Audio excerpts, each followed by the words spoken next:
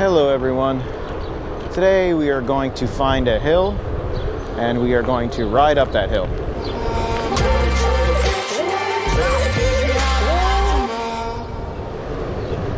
It's a bit windy out here. Hopefully the little wind muffler is going to help with my audio.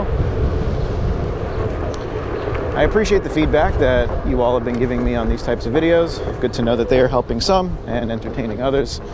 And so I will continue to do them as best as I can. Now, as we ride to the hill that I'm going to, well, climb, not literally climb, but ride up, just a couple of different notes. You'll notice I'm riding the XR for this particular thing, and I chose the XR instead of the Pint because the XR has slightly less torque and pep when it comes to hills and general acceleration curves and things of that nature.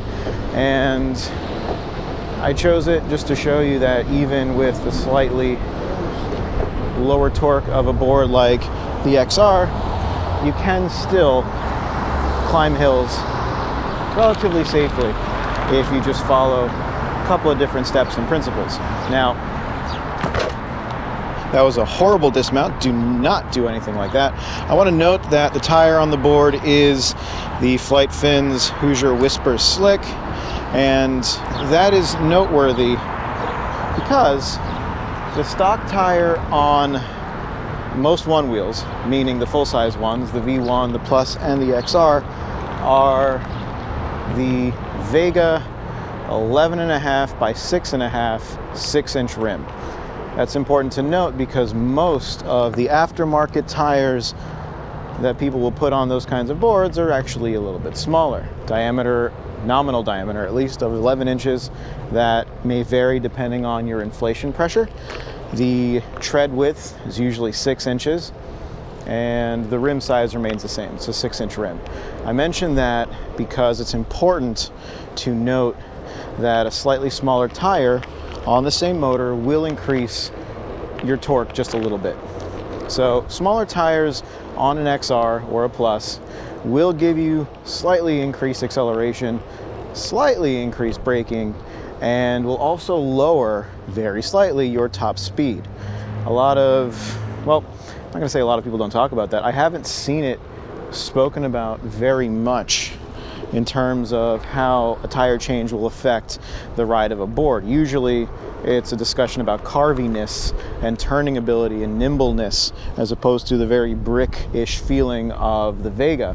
But your mileage counter will be slightly off because of the smaller diameter, and your top speed, including that before pushback, will be slightly lower. So if your XR or Plus pushes back at about 15 to 16 miles per hour, it will probably push back maybe a little bit lower than that. Maybe not an entire mile per hour lower, but it will be somewhat lower. And that's just something to think about. Also, in that respect, having a slightly smaller tire on an XR will give you a little bit more torque. Now, I am sort of on a hill, very slowly traversing it. I'll try to work in some shots to show the incline level. This is a fairly decent hill, but there's one up ahead that's much more severe. It's actually quite a severe hill. And I'm gonna go down this hill and come back up with one of the first things that I really recommend to do if you actually have some kind of a legitimate hill or incline to deal with. Now, this is predominantly for street riding, so if you're a trail person, this may or may not concern you. And the primary thing that I want to focus on right now is simply the riding mode. Change the riding mode to elevated. Elevated is a great riding mode if you're going to go up a hill, for the simple fact that it is designed to go up a hill. You can, of course, if you're riding a Plus or an XR, just use custom shaping settings and lift the nose, but that extra clearance can give you quite a bit of leeway for going up a hill. So right now I'm in elevated and the nose is a decent distance away from the pavement. So I'm going to go up this hill, continue to talk, riding in elevated mode. If you personally find it an issue to then while going down a hill, change the riding mode back, then maybe this isn't going to work for you. It works for me because if I'm going up a fairly severe hill, I would rather have the extra clearance and peace of mind than letting the nose dip closer to the ground. You'll notice perhaps that I am kind of sort of carving up the hill. That's something that a lot of people say to do. Usually taking the hill at a bit of an angle will lessen the actual incline that the board has to overcome. And that is a decent tip, so long as when you turn on each curve, you're not doing a whole lot of accelerating and putting a lot of pressure in front, because that's when your board will hit the full angle of the incline. I'm gonna go back down this area, down this hill, and then come back up. Now, another thing that I suggest you do is when you start to hit the incline, stop accelerating. If you have the means to get some speed before you hit the actual uphill, try to do so, or at least before the incline gets very severe. You'll notice that this hill gets a bit steep all the way at the top. So we're gonna hit that. And this is a very mild incline. So with a little bit of turning here, I'm gonna try to pick up some speed, avoid getting hit by the car. And I'm not going very fast. I've never thought it to be a good idea to go up a hill going faster than 10 miles per hour. And now I'm in a very steep part of the hill and I felt the board immediately slow down. And now is when the hill is pushing back. Not the board hitting pushback, the hill is pushing back. This pavement is uneven, and so you get stretches of about 3 or 4 feet that are at a higher incline than the average incline of the hill. And that's something to be very aware of. You want to be aware of it because there might come areas that challenge the board's balancing abilities. It might dip into a crack, a pothole, something like that. And then to keep you balanced over that pothole, the board will try to accelerate. Keep your nose from touching down. All right, we're at the top of the hill. See that we've gotten up the hill quite successfully. Boop. Now, when you hit little potholes, cracks, and dips in the pavement, like that one right there, and you're going uphill, you're gonna add instant stress to the motor and increase your risk of the nose touching down on the hill.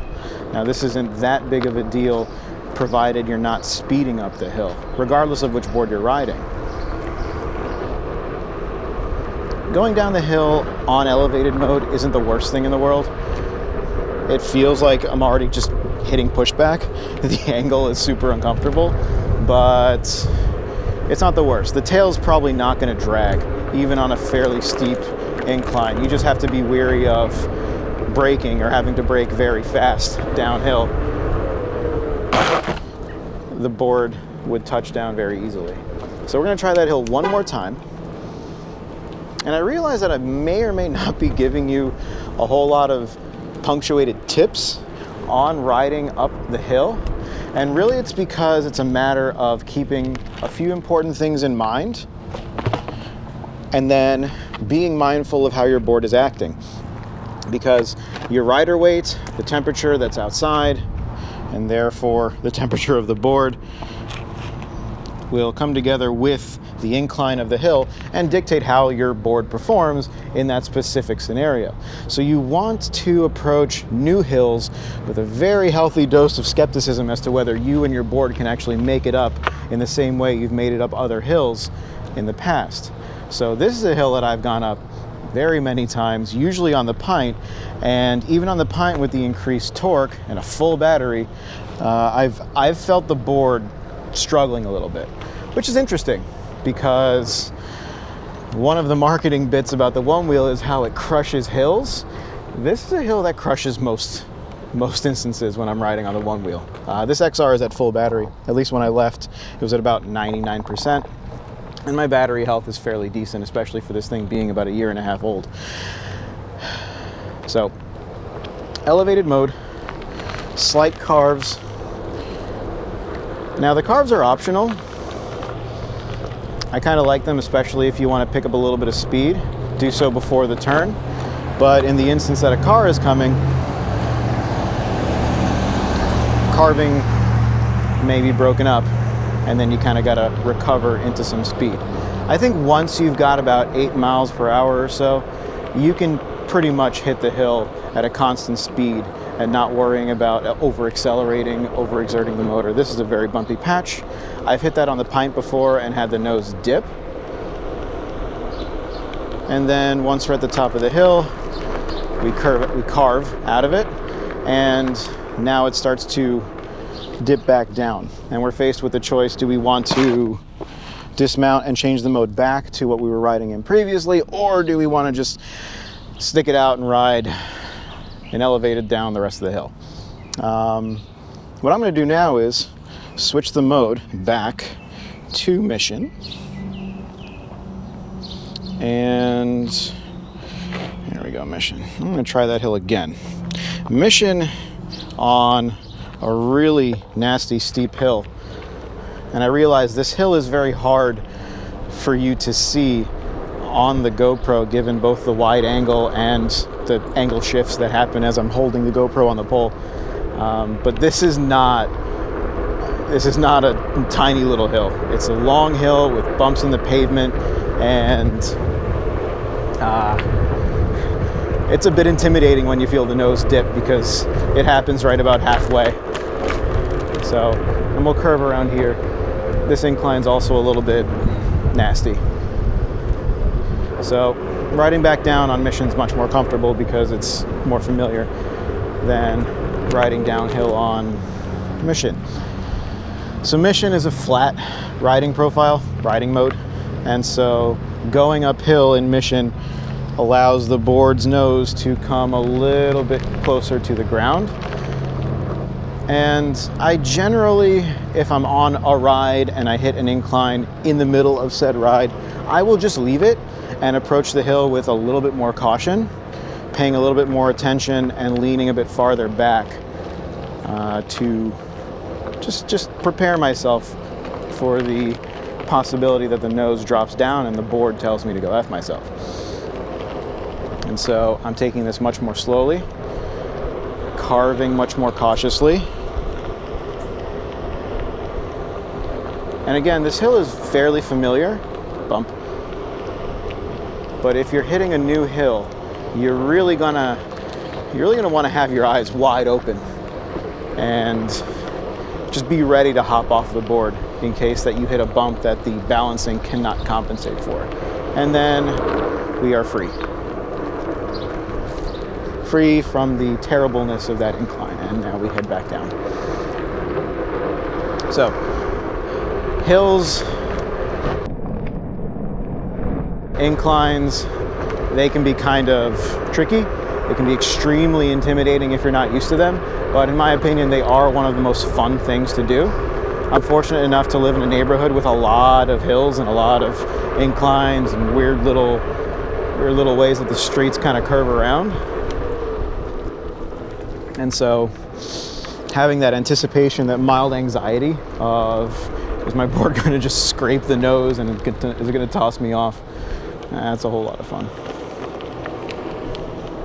You run into little patches of pavement where they fixed it, and that, if you're going uphill or going down at a bit of a hurried pace, and that's exciting. All right, one more little hill up here, and then we will conclude this uphill incline climbing practice session. Everything you do on the XR, everything I've done here on the XR, is directly applicable to the Pint. The Pint does have an elevated mode. It is very effective, especially given the slight increase in torque of that smaller wheel, which is a 10.5-inch nominal diameter on the Pint wheel. You can install an 11-inch. It may or may not fit, and that will slightly raise your top speed, increase your toe-to-heel stability of the Pint. But at this point, even the Whisper feels a little bit sluggish on the turn. I've gotten so used to a very round tire. So these are all things to keep in mind. All right, Feels like I made it to the top of a whole big hill, so most of these roads now are just going to curve down.